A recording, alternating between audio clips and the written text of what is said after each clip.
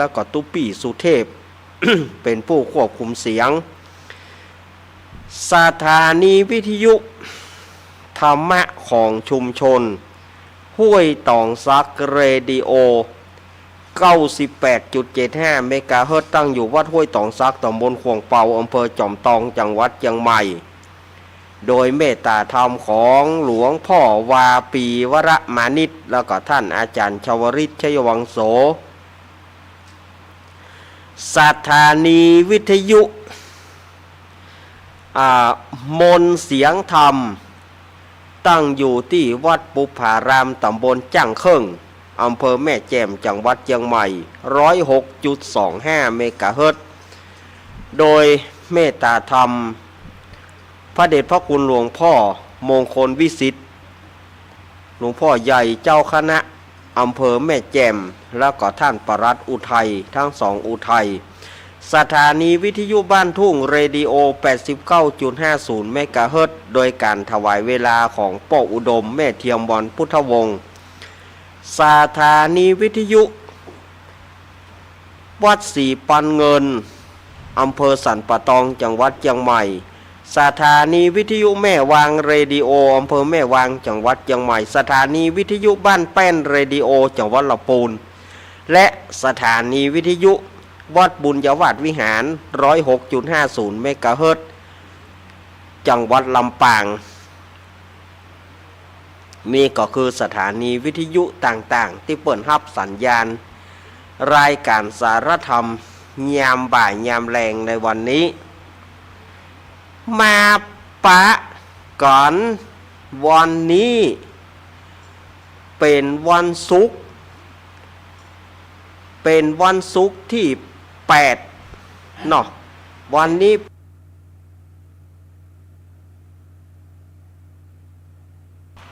เป็นวันศุกร์ที่8ธันวาคมพุทธศักราช2566เดือนยี่เหนือเดือน12ใต้ แฮมมานี่11ค่ำพร่ำว่าเป็นวันศุกร์วันนี้เกตตกที่นอนวันนี้นะถ้าเลิกนี่เหมาะเปิ้นว่าขี้ร้ายเกิดเป็นดีวันนี้ทำการมงคลอย่างก็ได้แต่ว่า เกตตกที่นอนบดีย้ายที่นอนมันจะเป็นโมงกระต่ายกระจ้างมันจะเป็นโมงกระแตกระจ้างจะไปคุยมันมันจะเป็นอย่างกระปอยมันฮะนะมันจะยุ่งหยาบนี่ได้กับเป็นเรื่องของมันจะไปคุยมันเตื้อแล้ววันนี้ผู้ใดตัดกล้วยจะเอาอุกวันนี้ขอให้เว้นไปก่อนตัดกล้วยลงมาแล้วจะไปเอาอุกวันนี้มันจั่งลึงมันจั่งบ่ได้กินคนโบราณเพิ่นว่าอีเนาะอันนี้ก็แจ้งกับศรัทธาญาติโยมก่อนอื่นก็ ประชาสัมพันธ์งานเนี่ยก่อนเนาะเอาที่ใกล้ๆเนี่ยแล้วก็เอาที่สถานที่อาตมามานั่งอยู่เนี่ยนี่ ที่อาตมามานั่งเนี่ยนี่นั่นก็คือวัดปากตางเจริญสถานที่ออกอากาศของอาตมาภาพในขณะนี้เปิ้นจะมีงานบัดเดี๋ยวนี้ศรัทธาญาติโยมเปิ้นก็กะการเกี่ยมงานกันกะการเกี่ยมงานวันนี้เปิ้นก็ติดไฟติดอย่างกันเปิ้นจะมีงาน วันที่11ธันวาคมซึ่งก็ตรงกับเดือนยี่เหนือแฮม14ค่ำเดือนยี่เหนือแฮม14ค่ำเปิ้นจะมีงานประเพณีสลงน้ำพระเจ้าตันใจ แล้วก็เป็นงานสวดอิติปิโส108แล้วเปิ้นจะตานสุขาโยโหนใดนะเปิ้นจะมีการตานห้องสุขาโยโหนใดห้องน้ำ เฮาไปที่ไหนกระจ้างเตอะ บอกว่าจะไปปั๊มน้ำมันบอกว่าจะไปวัดไปวาอย่างกระจ้างเตอะตึ้งมีไฟพ่อกุฏิ ตึ้งมีภัยว่าโอ้กุฏินี่งามเมื่อลงรถนะ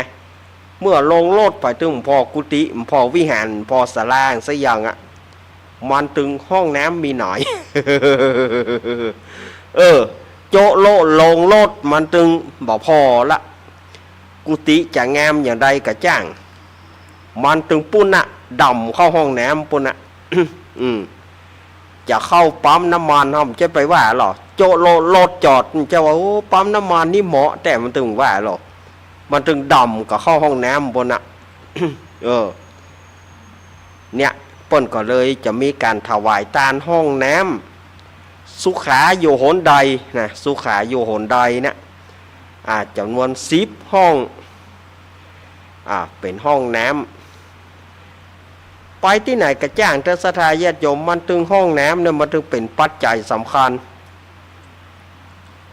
บอกว่าเปิ้นจะมาตอดผ้าป่าบอกว่าจะมาตอดกฐินบอกว่าจะมาทำบุญในอย่างต่างๆลงรถปุ๊บกุฏินี่สวยนะหมีเตื้อ เหลียวพอโอ้โบสถ์นี่สวยจังมันถึงว่ามันถึงห้องน้ำอยู่ไหนครับห้องน้ำอยู่ไหนคะ มันถึงปดหล่นกันหยับเมื่อลงรถมันถึงทางปุ้นนะมันถึงทางเข้าห้องน้ำก่อนนะโอ้วัดนี่สวยมันถึงว่าหรอมันถึงดำหล่นเข้าห้องน้ำกับเป็นห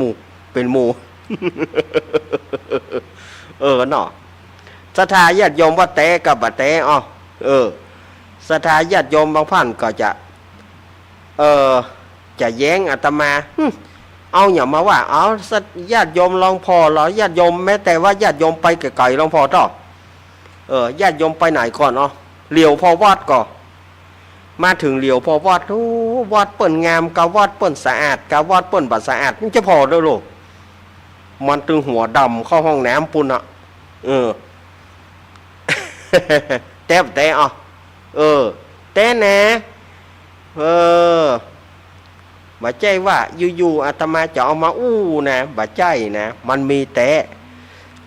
ถ้าเรื่องมันบ่มีแต่ตึงหมอมาเนาะ ฉะนั้นต้นก็จะมีการถวายทานห้องน้ำตัวสลงน้ำพระตัวแล้วก็ค่ำมาเพื่อก็จะมีการสวดอิติปิโสจำนวน108จบก็คือสวดพุทธคุณ108จบที่วัดปากตางเจริญของเรานี้พายจะมาห่วมกินห่วมตาลก่อนน้อมเจริญปอนเนอบอกบ้านใกล้เฮือนเคียงหัวระเบียงติดต่อกันบอกว่าจะอยู่วันตกวันออกขอกใต้หนเหนือใกล้ไก่ที่มาได้ปากันมานักปากันมาหลายมาอุ่นงานกันในงานครึกครื้นกับเพื่อจะมีการสืบโหราชตาโดยหรอกป้นจะมีการสืบโหราชตามัดมือเบื้องซ้ายขวานมามัดมือเบื้องขวาฮือขวานเจ้าอยู่32ขวานบอกฮือไปยังตีตั้งได้อยู่กับเจ้ากับจองกินข้าวลำน้ำลงทอมาหาครูบาอาจารย์เพื่อจะสืบชะตาฮือ สุมาเทศทาญาติโยมเหยอาตมาก็ลืมไปมานั่งจัดรายการและชอนกาแฟ มันก็เลยทำปฏิกิริยากับลำคอถ้าเจอหวานเข้าไปแล้วก็ได้เรื่อง เจอหวานเข้าไปก็ได้เรื่องอันนั้นก็ศรัทธาญาติโยมก็จะไปลืมมาห่วมกินห่วมตาลกันแล้วก็วันที่12ถึง22วันที่12ถึง22ก็เปิ้นจะเข้าปริวัติกรรมวัดปากตางสามัคคีปากตางเหมือนกัน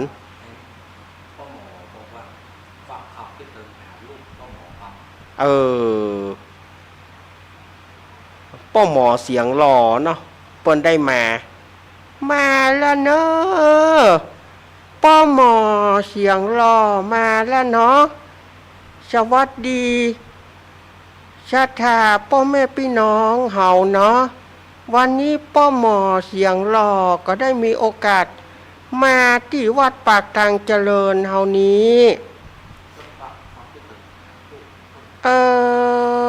ก็ขอได้ตักใจชาติพ่อแม่พี่น้องอย่าก่อนเนาะสวัสดีครับโอ้ยังไง ยังไงหมอแต่หมอว่าอีอนุโมทนาเนอะอีป่อเหยใจใครออกไปตักไปต่อใครออกไปตักไปตายเหมือนกันออกไปบ่ได้ฝากความกึศเติงหาอีน้อยเนอะลูกสาวป้อหมอเนาะบื้นก็โทรมากันน้อยๆเนอะ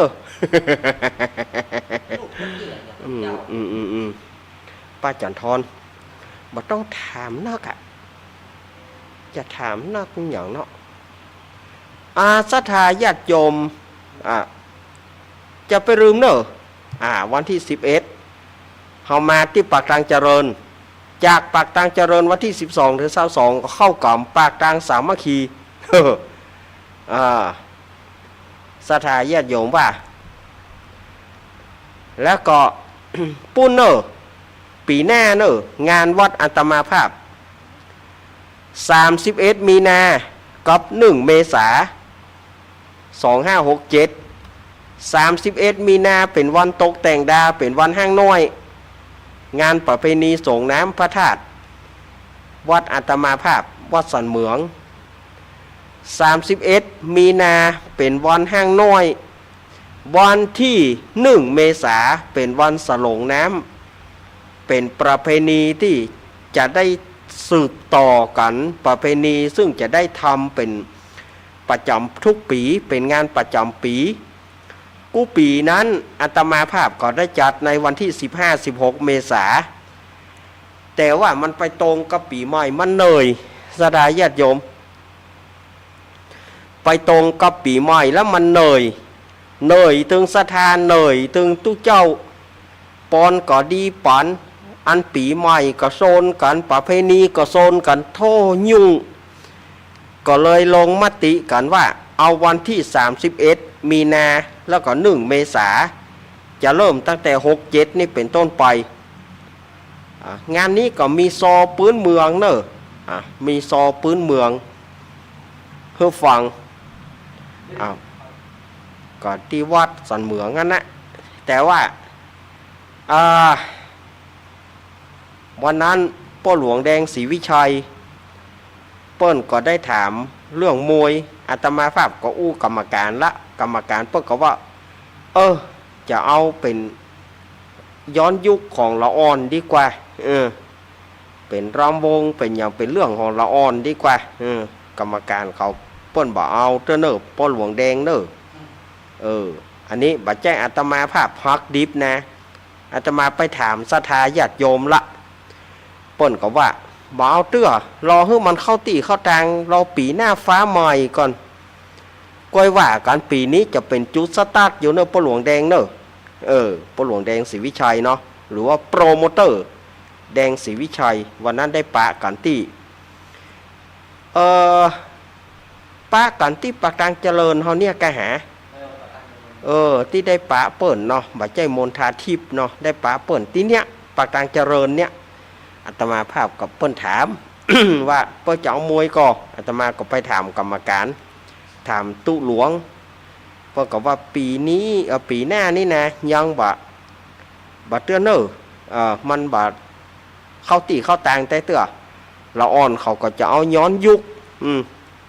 จะเอาอย่างบ่หัวมันถ้าเมื่อภาคกลางคืนนี่จะอยู่กับละอ่อนเขา ภาคกลางคืนนี่จะอยู่กับละอ่อนเขาภาคกลางวันนี่มันจะอยู่กับคนเฒ่าว่าอันนี้ก็สุมาพ่อหลวงแดงศรีวิชัยเนอะเมื่อมาปะก่อนเลี้ยวก็บ่เฮือได้กลาดเกลียวเสียเวลาดูอาตมาภาพก็จะได้นำเอาพระสัทธรรมเทศนาพ ปืนบ้านปืนเมืองในธรรมอานิสงส์ผางผาติดเนาะมาเล่าให้กับศรัทธาพ่อแม่พี่น้องศรัทธาญาติโยมสาธุชนทั้งหลายวันนี้ก็เจ้าภาพรวมเนอะรวมพลรวมเปรวมพลกันตึงหมดตึงมวลวันนี้นะรวมพลกันเนอะเป็นเจ้าภาพกันเทศน์กันธรรมวันนี้มันเป็นช่วงของยังเป็นเดือนยี่อยู่เนาะเฮาเทศน์อันนี้ส่งผาติดก็เอามาเล่าอันนี้ส่งผาติดก็ถือว่ายังใช้ได้อยู่เนาะ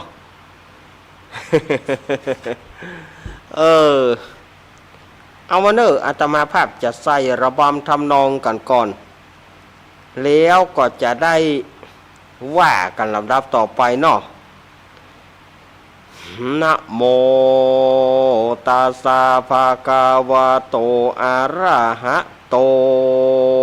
สัมมาสัมพุทธัสสะสาธะโวฟังราโสตุจานาสัพปุริสะตั้งหลายตั้งยิ่งใจมวลหมู่อันเข้ามานั่งอยู่อารามจิเตียนตามทูปไตเปื่อน้อมไว้ฟังธรรมจุงดาจำฟังที่เอาเป็นที่สอนใจเฮาจักไข่กาวจี้ตามเรื่องก่อนกี้เดิมมาขอ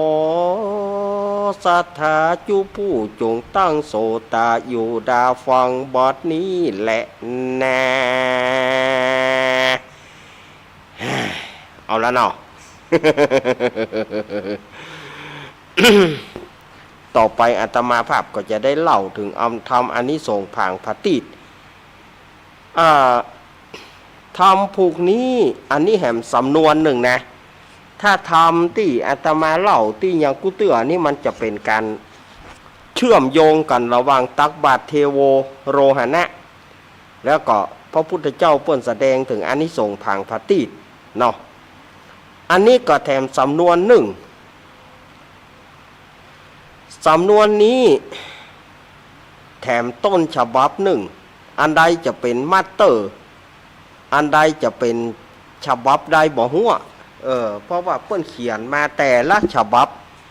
แต่ละผูกมันบ่เหมือนกันอันนี้ก็แถมตำราหนึ่งเปิ้นว่าในสมัยพระพุทธเจ้าชื่อกัสสปะพระพุทธเจ้าก่อนพุทธเจ้าเฮานี่นะสมัยพระพุทธเจ้าชื่อกัสสปะ เปิ้นมีอัครสาวกนะหลายรูปหลายตนหลายองค์แล้วยังมีพระมหาเถรรูปหนึ่งซึ่งเปิ้นนั่นก็เป็นพระอรหันต์เปิ้นได้เป็นพระอรหันต์แล้วเปิ้นก็เข้านิโรธสมาบัติเปิ้นเข้านิโรธสมาบัติก็คือหมายถึงว่าเหมือนเขาเข้ากล่อมเนี่ยสถานญาติโยม7 วัน 7 คืน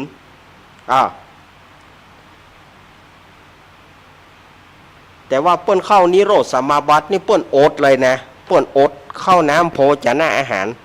ถ้าเข้ากล่อมนี่เปิ้นก็ยังฉันได้มื้อหนึ่งหรือว่า2 มื้อเนาะแต่ว่าพระอรหันต์ที่เปิ้นเข้านิโรธสมาบัติเนี่ยนะมันยิ่งกว่าเข้ากล่อมกันสถานญาติโยมบ่ได้ฉันเข้าบ่ได้ฉันน้ำอย่างเป็นเวลา7 วัน 7 คืนโอ้ถ้าเป็นเฮาถ้ายุบเนาะ ถ้าเป็นเฮาถ้าจะยุบคำตี้เนาะเมื่อเปิ้นออกจากนิโรธสมาบัติแล้วเปิ้นก็มากึดถึงว่าจะได้โพดไผ่แน่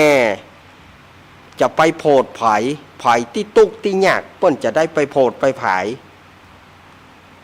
เปิ้นก็ไปหันใส่เจ้าตุ๊กตะคนหนึ่งป้อใจตุ๊กตะ เป็นคนตุกคนยากพอดีว่าเปิ้นก็พอแล้วจะไปผายโพดเจ้าตุ๊กตะนี่เปิ้นก็เลยเดินไปบิณฑบาต แล้วก็ไปจุกอยู่หน้าบ้านของพ่อใจคนนั้นพ่อใจคนนั้นก็เลยโอ้ตู้เจ้าแม่จะเอาอันยังถวายตู้เจ้าก็ได้แคบหมูอย่าโคบนึงสถานญาติโยมสมัยตะก่อนนี่แคบหมูตะก่อนมันไปโคบใหญ่หรอสถานญาติโยมว่า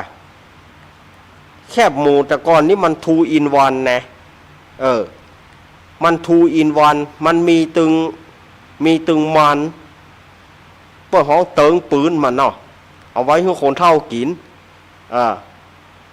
เราอ่อนนุ่มกินได้หนังมันคนเฒ่ากับเราอ่อนนี่เอามันเติงปืนมันเงี้ยหรอแค่หมู2 in 1บัดเดียวนี่บัดน้ำหานไหนละแต่ก่อนนี้ไปโคบไว้แค่หมูเนาะใจตุ๊กตามีอย่างนี้มีแค่หมูอยู่โคบเดียวไม่จะก๊อปน้ำพริกตาแดงงี้ตั้งใจจะดีจะก๊อปน้ำพริกตาแดงว่าเมื่อเจ้านี่ก็หันน้ำพริกตาแดงก็บอกจะเป็นน้ำพริกก๊อปนะน้ำพริกมันติดถ้วยแล้วติดถ้วยแถมเตียวแล้วเตียวแถมนั่นนะด้วยความมันตุกเหมือนยากเนาะสมัยตะก้อนนี่คนตุกก็ตุกแต่สถานญาติโยมเหยอีพ่อแม่เหยตู้เจ้ามากุมบาทก็เลยสละบะกินบะเกินมาละแค่หมูมันจะก๊อปน้ำพริกสักกำมากินน้ำพริกบะได้มันก็บะตายลู่ ก็เลยเอาแค่หมูนะกับข้าวเหี่ยก้อนตั้งใจนึ่งข้าวมีน้อยเดียวก็เลยบิดข้าวเหี่ยก้อนหนึ่งแล้วก็แคบหมูเหี่ยโคบหนึ่งเอาไปใส่บาตรแล้วก็อธิษฐานขอข้าเจ้าได้พ้นจากพ้นจากความเป็นตุกกะตะพ้นจากตุกยากตุก108ตุกปัน9ประการเนี่ยให้มันหายไปวันนี้ยามนี้เนอะวะแล้วก็ใส่บาตรไปตู้เจ้าก็ปอนเฮ้โยมหยาดน้ำเนอะวะยะถาวารีวหาอภิวาทนาสิริสานิจังวุธาปัจจายโนจตารโรธรรมทันติอายุวโนสุขังพลังสาธุตู้เจ้าก็ได้โพดปัจจัยคนนี้ละ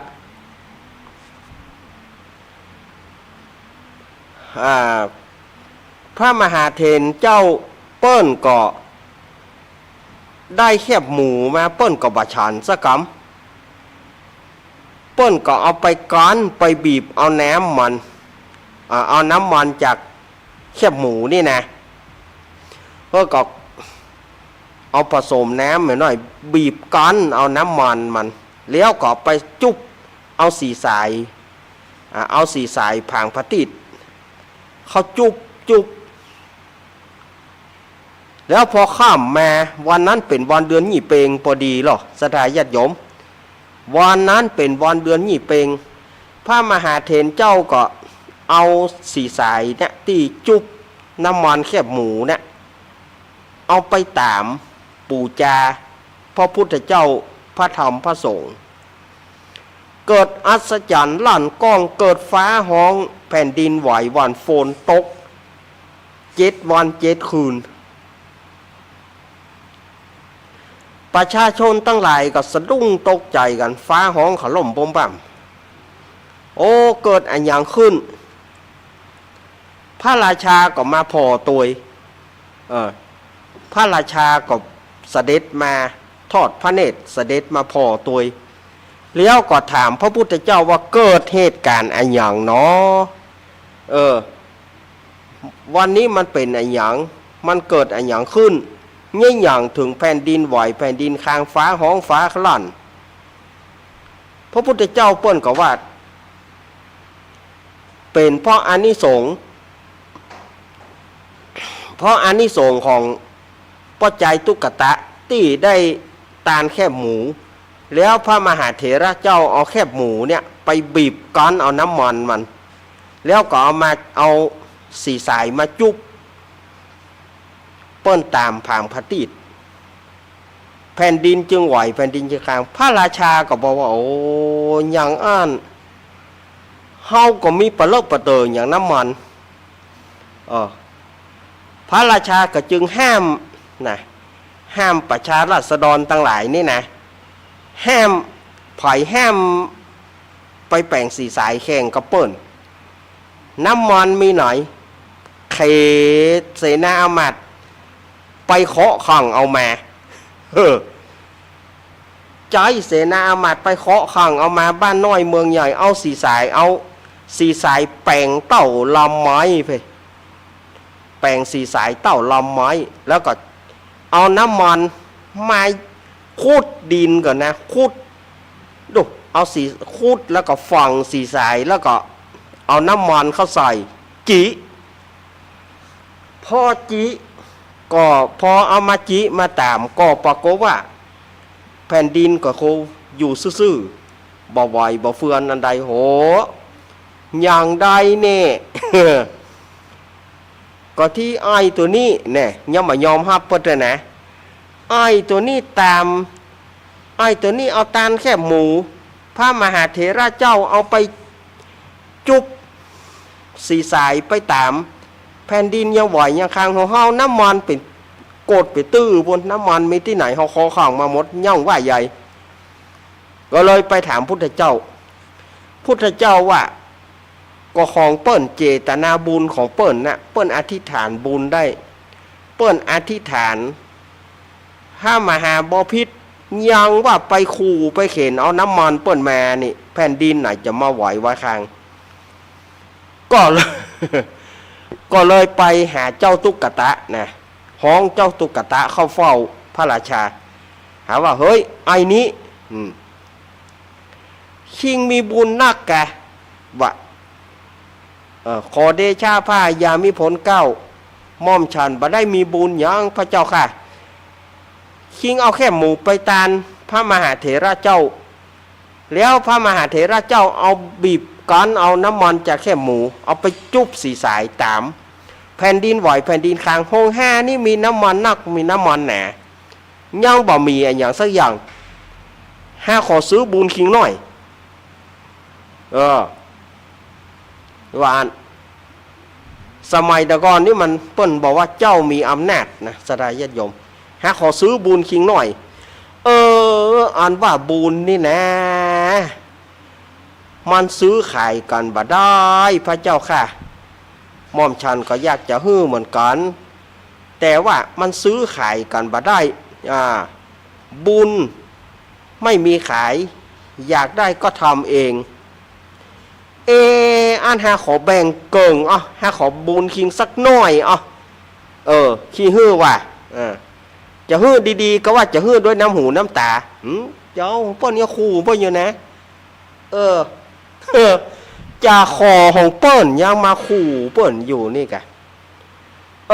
กำเดียวก็เนอะพระเจ้าค่ะม่อมฉันขอไปทูลถามพระพุทธเจ้าก่อนว่าพระพุทธเจ้าจะอนุญาตก่อ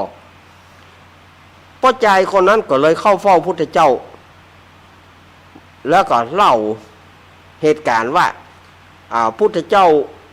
เหตุการณ์ว่าขอพระราชาขอแบ่งบุญพระพุทธเจ้าก็ว่าตามใจเถอะแล้วแต่ก็ปีกมาก็บอกว่าพระพุทธเจ้าเปิ้นก็ว่าตามใจม่อมฉันจะแบ่งบุญให้พระองค์เมื่อได้แบ่งบุญเอากันนะก็เอาบะจะตั้งคิงเป็นมหาเศรษฐีคิงเป็นเศรษฐีวันนี้เลยวะเอาจ้างม้างัวควายเอาจ้างม้างัวควายหมูเฮ็ดเป็ดก่อยคนใจ500คนใจไม่ยิง500พอใจ500แป่งเอาบ้านเอาจองอย่างฮื้อเงินแถมหลายข้าหาปานะฮื้อกับป้อใจคนนั้นป้อใจคนนั้นก็ได้เป็นเศรษฐีก็จนว่าเสี่ยงอายุสมัยนั้นมีอายุได้ถึงเท่าใด100,000 ปีสถายญาติโยมธรรมโมสังโฆเนาะ100,000 ปีก่อนจะอยู่อย่างใดฮะ เนาะอยู่ได้แสนปีก่อนวะก็เมื่อจุติตายไปแล้วก็ได้ไปเกิดบนสวงสวรรค์ป่านนี้เปิ้นก็ยังได้เป็นเทพพบุตร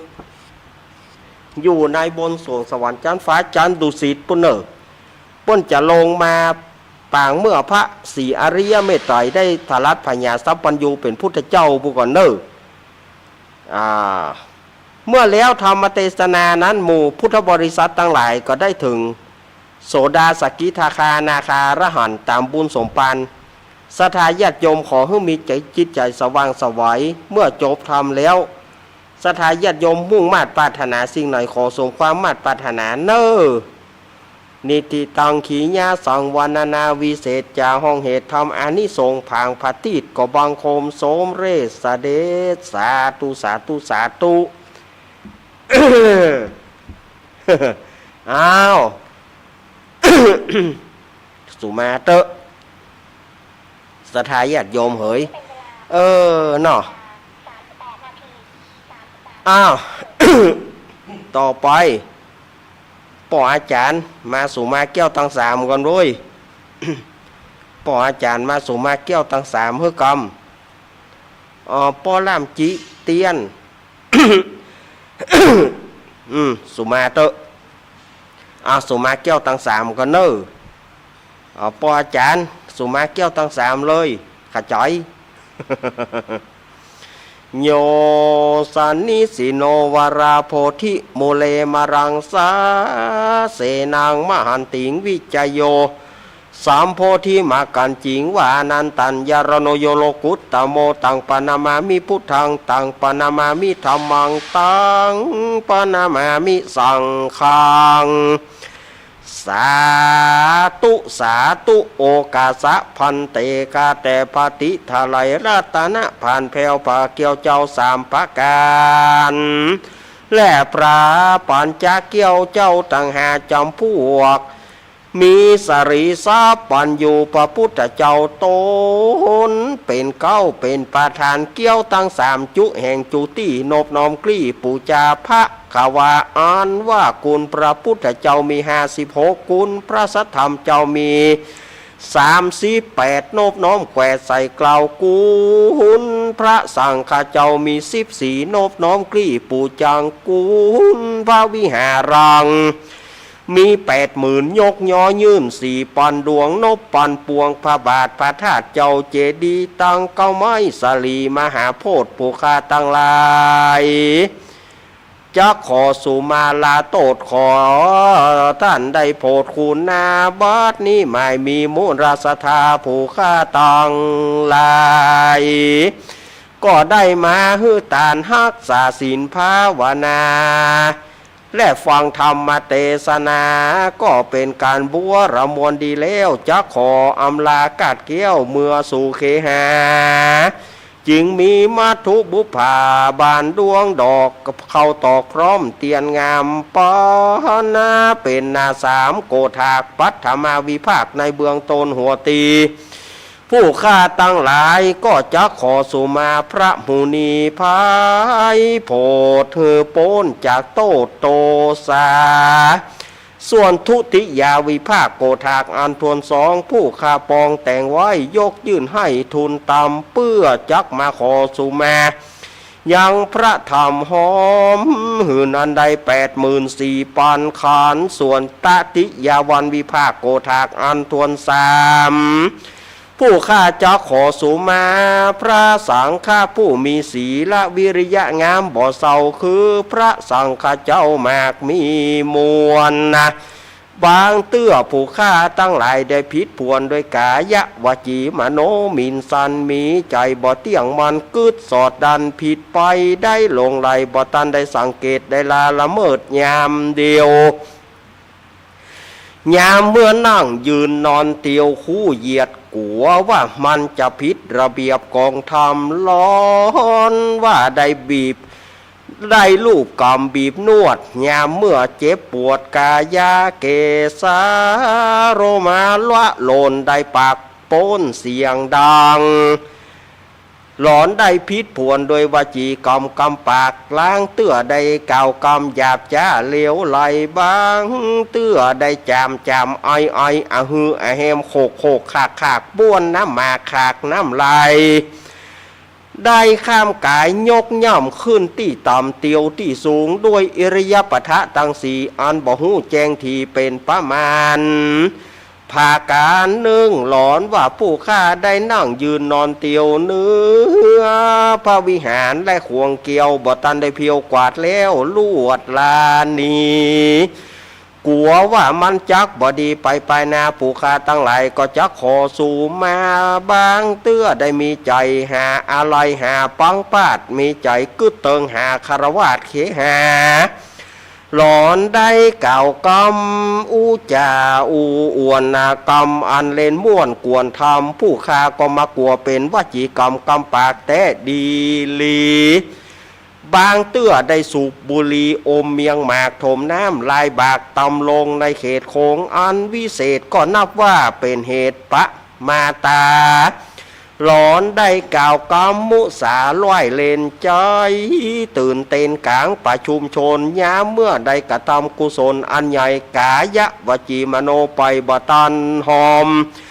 หลอนว่ามีจิตใจจรแตกตื่นเอาเรื่องอื่นๆมาอู้กันเสียงมีนั้นก้าแก่นขัวว่ามันจะบรรทุกแม่นกองธรรมขออย่าได้เป็นโตสนากรรมโตดใหญ่ไปขวายขว้างมักกะต่างนิวอนวางโตดตองขอกับกายเป็นแห่งห้องอโหสิกรรมหายจากนิวรธรรมกรรมอันจักเป็นบาปอันจักหามลาบซึ่งจันฟ้าและอมตะมหาเนรปานผู้ข้าจะขอสุมาพระพุทธพระธรรมพระสังฆเจ้าผู้ข้าตั้งหลายหนุ่มเทาขอก้มเก้ากราบสุมานั่นจุงจักมีเตี้ยงแต่ดีลีกายกัมมังวจีกัมมังมโนกัมมังสันจิจะโตสังอสันจิจะโตสังอาติตะโตสังปัจจุปันนโตสังอนาคตะโตสังสัพพังโตสังขามันตุโนเอาสุมาเกี่ยวตั้งสามแล้วบัดได้ไปบ้าไปกอมกันเน้ออ้าวศรัทธาญาติโยมมาประเคนวันนี้ก็หัวหน้าสถานีทุกสถานีเป็นเจ้าภาพและศรัทธาญาติโยมแหมท่านหัวหน้าสถานีตัวเปิ้นก็เป็นเจ้าภาพโอ้โตเปิ้นมาประเคนสาธุสาธุจับกันเนอะจับกันมาประเคนเนอะโอ้เดี๋ยวจะลุ้นมันจะหลุดมันจะก้นแปลงกลวยดีๆแปลงกลวยดีๆสุมาเถอะศรัทธาญาติโยมที่ฟังธรรมก็ช่วยเปิ้นกะช่วยเปิ้นตัวกะบอกอย่างแล้วบอกให้ฟังเนี่ยเอามาช่วยกันตุ้มน่ะนั่นกะเอาสาธุอนุโมทามิปอนเนอร์ยะถาวารีวหาปุราปริปุเรนติสาครังเอวะเมวะอิโตทินังเปตนังปะคปติอิชิตังปฏิตังตุมหังคิปะเมวะสมิสตุสัพเพปุเรนตุสังกปะจันโทปนาราโสยถามณีโจติราโสยถาสัพพิติโยวจันตุสัพพะโรโกวินาสตุมาเตภวะตอนตารโยสุขีธิกายุโกภวะพิวาทานาสิริสนิจังวุธาปจายโนจัตตารโรธรรมาวัฏันติอายุวโนสุขังพระลังสาธุเอาอีแม่เขาพ่อแม่คนเฒ่าคนแก่เอาครัวนี่ไปเตนอกโว้ยเอาครัวนี่ไปเตนอกปุ่นเอาเตในนี่มันได้ท่านบิ๊กบอสจะด่าหัว โยกไปอันคนแข็งแรงนี่มันตึมหมี่เลยแต่ที่จะโยกครัวนี่ก็หอด่าดิค่ะ จะด่าเนอะด่าให้7 วันดิค่ะเอาครัวไปเอาออกไปเตะกันทางนอกปุ้นข้าได้อย่างก็เอาขอเหี่ยก่อนเนอะอนุญาตป่งปอนข้าได้อย่างก็เอาไปเตะนอกปุ้นนะแม่เอาไปได้ก็เนาะอีแม่แข็งแรงก็เปิ้นแกบ่แข็งแรงและแต่งโยกหรอ เต่าเนอวางนะกระเบื้องนี่10,000นะเอาออกไปเตะนอกพุ่นแม่ออกไปเตะนอกพุ่นนะนอกพุ่นนอกพุ่นนะแต่เปิ่นได้ตานก็เป็นปากตานก็เป็นปากบาตานก็เป็นปากว่าเล่นกันไปเฮือม่วนๆเนาะอีแม่เฮ้ยปอนก็ปอนแล้วเนาะคำเดียวก้อยเล่านิทานเนาะ ถ้าจะเล่านิทานมันก็บาตานแม่เฮ้ยวันนี้มีละครเฮือเล่นตัวเนอวันนี้มีละครตัวเนอวันนี้นะมีละครมาเล่นตัวใจเย็นๆละครเรื่องอย่างบ่บอก ห้ามีที่นานก้อนปุ่น นานก้อนยังมาบัดถึงเตื้อนานก้อนจะมาถึงชั่วโมงที่2ปุ่นเดี๋ยวย่อมมาเตื้อกำลังบีทรถแบบเราบอกว่าบีทรถจนฟูนมุ้งก้อยๆเนื้อแหนนเนอก้อยๆเนอกับรถกับรางนะจวนมาก่อมมาแต่กี้เมาไปใส่น้ำบ่ม่วงอยู่อ่ะไปใส่น้ำบ่ม่วงว่ะรอสัก3 โมงเกิงผมจะเข้าไปหรอ3 โมงเกิงนี่เราบอกว่ารถนี่มันตึงเล็กหน่อยพวกนั้นอีหรอไปเกินไปเนอะ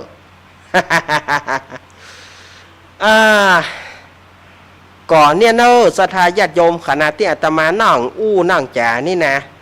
ตั้งนอกคุณเปิ้นก่อนเกี่ยมงานกับเนื้อวัดปากตังเจริญเฮานี่โอ้ปีนี้เปิ้นว่าจัดอลังการงานสร้างเนอะจัดอลังการงานสร้างศรัทธาญาติโยม1 ปีมีครั้งเดียว1 ปีมีครั้งเดียวงานประเพณีนี่นะศรัทธาญาติโยมถ้าว่าไปโต๊ะขาใส่วัดใดนี่ตึงอีทเถกรรมก็หรอมันตึงหอดมันพูกหอดมันเลี้ยวการและการนั้นมันตึงแม่เฮ้ย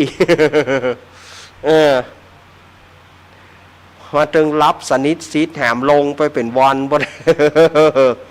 อาตมาผ่านมาละปีที่แล้วเนี่ยอาตมาบัดตายก็ยังน้อย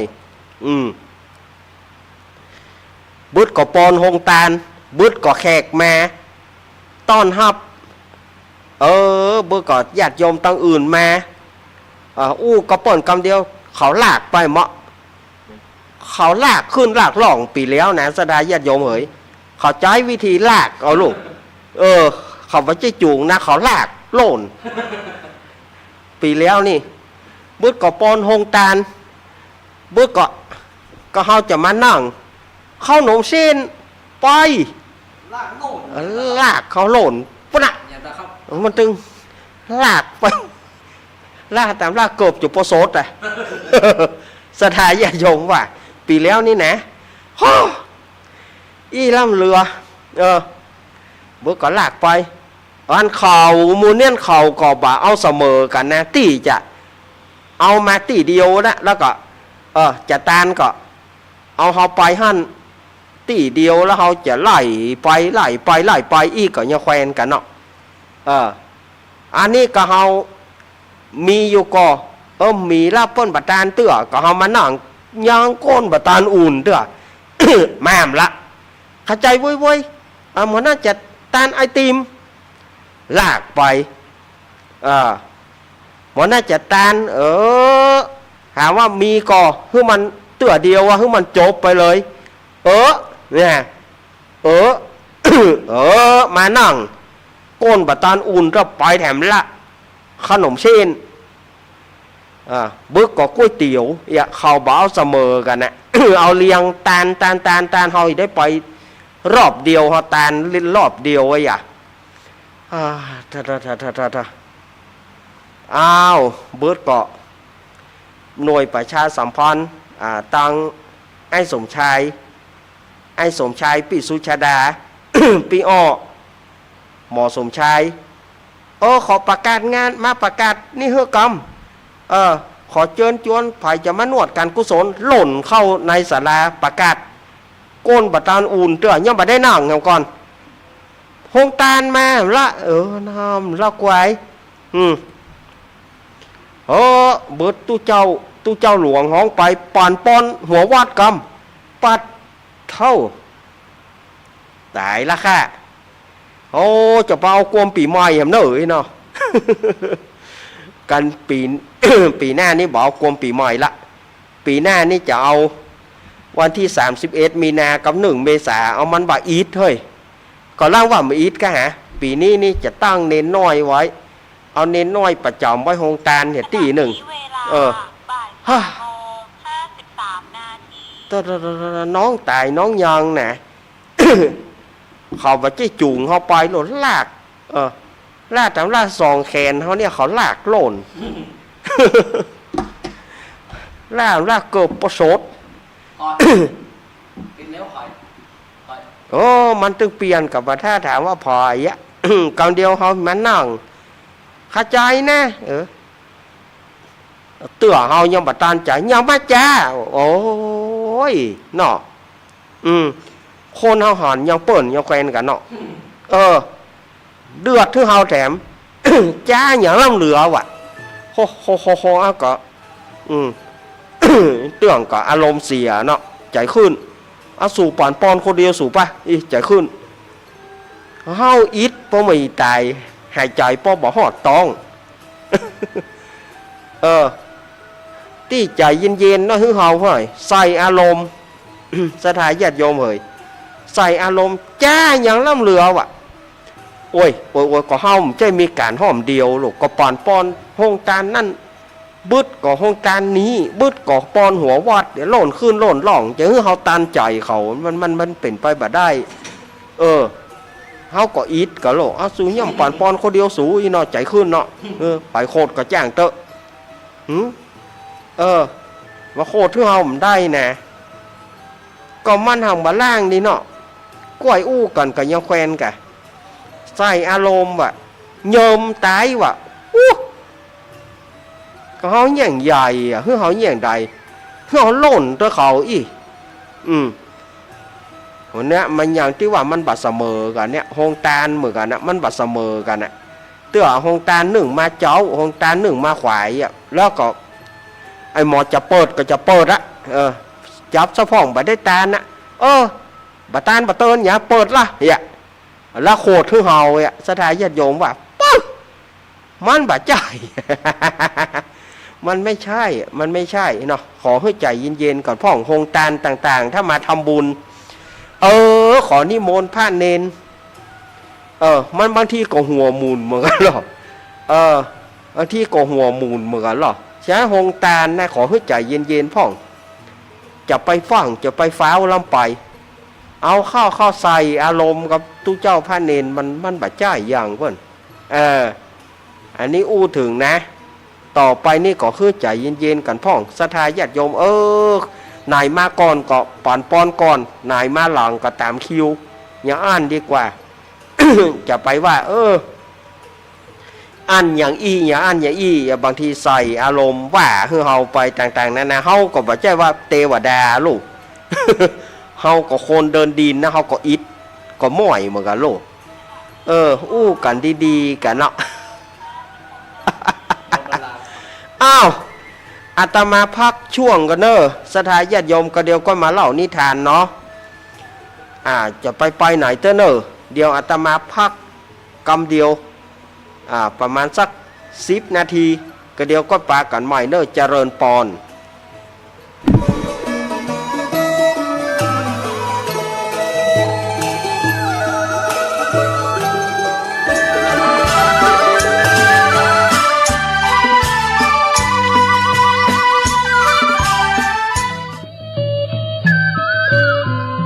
ขอเชิญร่วมทำบุญประเพณีสงน้ำพระเจ้าทันใจและสวดอิติปิโส108 จบและสืบชะตาประจำปี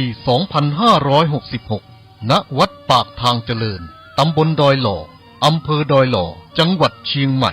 ในวันที่ 11 ธันวาคม 2566 พิธีเริ่มตั้งแต่เวลา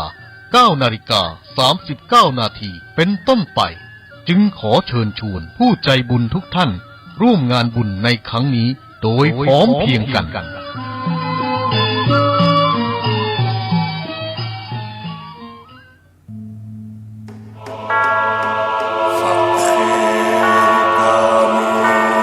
สุโขปุญญัสสะอุจโยพระพุทโธดำรัสปัดทุกเข็นการสั่งสมซึ่งบุญทุนบำเพ็ญจะอยู่เย็นเป็นสุขพ้นทุกภัยขอเชิญร่วมงานทำบุญประเพณีส่งน้ำพระเจ้าทันใจและสวดอิติปิโส108จบประจำปี 2566 ปีที่ 14 ณ วัดปากทางเจริญตำบลดอยหล่ออำเภอดอยหล่อจังหวัดเชียงใหม่วันจันทร์ที่ 11 เดือนธันวาคม 2566 เวลา 9:39 นาทีขอเชิญร่วมพิธีสืบชะตาแบบล้านนาและส่งน้ำพระเจ้าทันใจร่วมถวายทานห้องน้ำทันใจจำนวน10ห้องณวัดปากทางเจริญพระสงฆ์29รูปเวลา 11 นาฬิกาถวายภัตตาหารเพลพระสงฆ์เวลา 12 นาฬิกาเชิญผู้มาร่วมงานรับประทานอาหารแบบโรงทานเป็นเสร็จพิธีต่อจากนั้นไปเวลา 18:39 นาทีวันจันทร์ที่ 11 เดือนธันวาคม 2566 ขอเชิญร่วมพิธีสวดอิติปิโส108จบพระสงฆ์300 กว่ารูปประกอบพิธีจุดเทียนชัยมงคล108เล่มรอบเจดีย์ปล่อยโคมไฟจำนวน108ดวงณวัดปากทางเจริญตำบลดอยหล่ออำเภอดอยหล่อจังหวัดเชียงใหม่เริ่มเวลา 18:39 นาทีเป็นต้นไปเสบียงบุญในชาตินี้มีหลายอย่างเตรียมเดินทางข้างหน้าต้องหาก่อนยิ่งเดินทางหลายข้ามต้องหาบขอนเครื่องกินนอนมากมายสะพายเต็มเสบียงบุญชาติหน้าไม่กลัวหนัก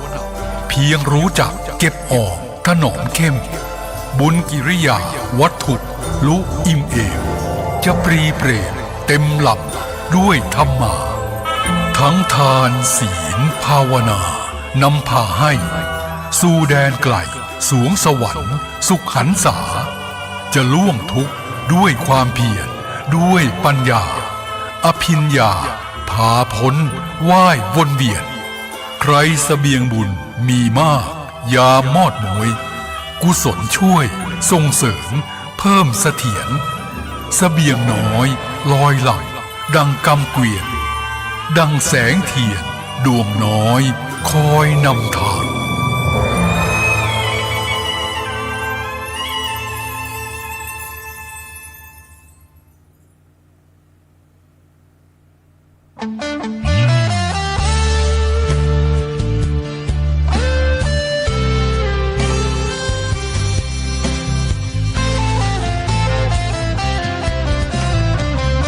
เจ้ามามือเปล่าจะเอา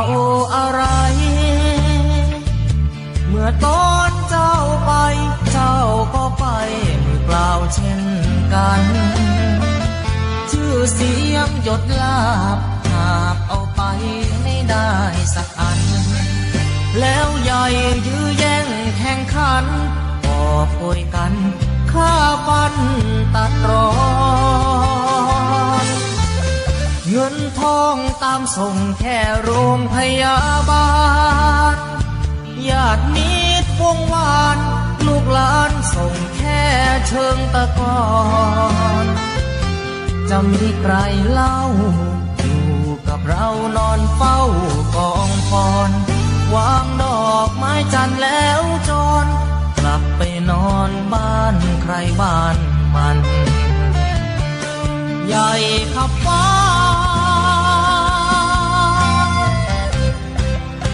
แต่ยังเล็กกว่าฟ้าลงตึกโตโอทงสุดท้ายนอนลงเหมือนกันไปไม่กลับหลับไม่ตื่นฟื้นไม่มีวันชีวิตหลังความตายนั้นนรกสวรรค์ยังรอบาปบุญดีชั่วติดตัวเมื่อตายเงินทองมากมายคนเอาไปไม่ได้หรอก นอร่างนอนแน่นิ่งไม่ไหวติ่งเหมือนดังต้นตอตราสังมัดแขนผู้คอไฟไม่หงิกงอเป็นเท่าวีพง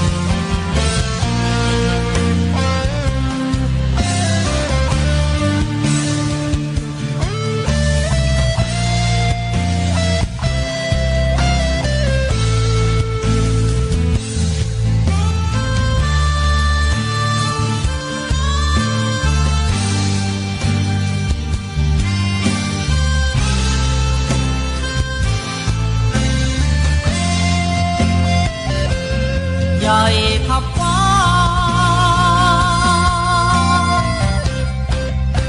แต่ยังเล็กกว่าฟ้าลงตึกโอทงสุดท้ายนอนลงเหมือนกันไปไม่กลับหลับไม่ตื่นฟื้นไม่มีวันชีวิตหลังความตายนั้นนรกสวรรค์ยังรอบาปบุญดีชั่วติดตัวเมื่อตายเงินทองมากมายคนเอาไปไม่ได้หรอกนอร่างนอนแน่นิ่งไม่ไหวติ่งเหมือนดังต้นตอตราสังมัดแขนผู้คอไฟไม่งอเป็นเท่าหุยพง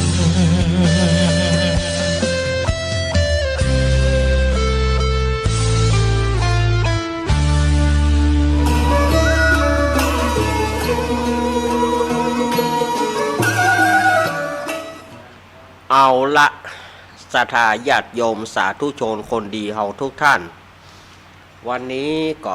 มาถึงช่วงที่สองแล้วเนอรายการสารธรรมยามบ่ายยามแรงซึ่งดำเนินรายการโดยอาตมาภาพสามเณรรักปัญโยนันท์มาถึงชั่วโมงที่สองของรายการพักฉันน้ำไปยกรรมหนึ่งเพราะอาตมาภาพไปฉันกาแฟพอไปฉันกาแฟอย่างก่อนกูเตือมันก็มีปัญหาอย่างวันนี้ปรากฏว่าเสียงเกิดแหบขึ้นมาเปิ้งครูบาอาจารย์เปิ้นสอนไว้แล้วว่าเวลาที่จะเทศก็ดีเวลาจะไมโครโฟนก็ดีนี่นะครูบาอาจารย์เปิ้นว่าจะไปฉันหวานเนอะจะไปฉันหวานถ้าฉันหวานมันจะมีปฏิกิริยามันจะมีตอนที่เฮาเรียกว่าถ้าเฮาบอกมันก็เป็นหยังพอเฮาขยับปากจะมันเอาละ เอาละมันเริ่มมาละตึงคันคอตึงหยังยุบยิบมาละลูกฉะนั้นก็ซึ่งอาตมาภาพแต่ว่าก็ไปหาหมอแต่ว่าซืนก็ไปหาหมอศรัทธาญาติโยมแต่ว่าก็ไปหาหมอแต่ว่าซืนก็ไปหาหมอปุณะคลินิกหมอโอภาสอยู่ๆก็ เลิกจัดรายการจากสถานีเมื่อวันอังคารเลิกจัดรายการละฮอดเมื่อคืนมาหู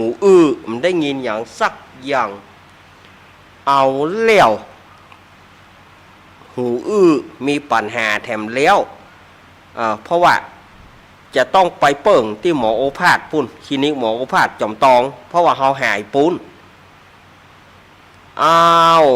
หูบ่ได้ยินอย่างแล้วถ้าเป็นอย่างวันนี้ถ้าว่ามันยังบ่หายเด้อนี่นะวันนี้ก็ถ้าจะบ่มาจัดพอถ้าหูไปแล้วมันม่วนตึงเนาะแล้วก็มันมีลมตัวนะลมขี้หูเฮานี่นะศรัทธาญาติโยมว่าถ้าหูเฮาปุ๊บนะลมขี้หูนี่มันจะโตยมาแล้วลูก ถ้าลมขี้หูมาตุยก่อนนี่นะมันตือหมดอะมันทำให้เราไม่ได้ยินอย่าง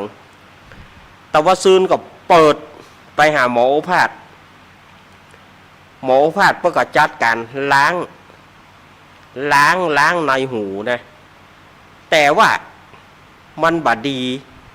แล้วความจริงเปิ้ลนัดวันนี้เอามาถึงตะวานี่อดบาได้ละตะวานี่บาได้ยินอย่างสักอย่างถ้าเป็นอย่างอี้กับตายอย่างเดียวถ้าไงเนาะแต่ว่าเลยเปิดแถมหมอเพื่อก็ว่า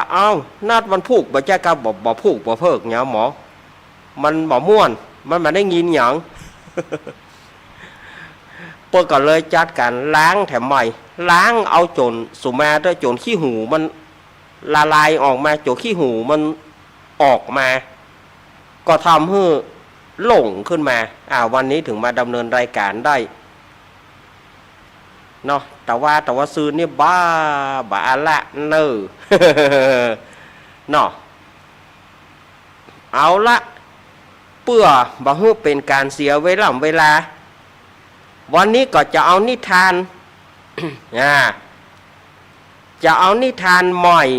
เอานิทานเก่ามาเล่าใหม่เนอะ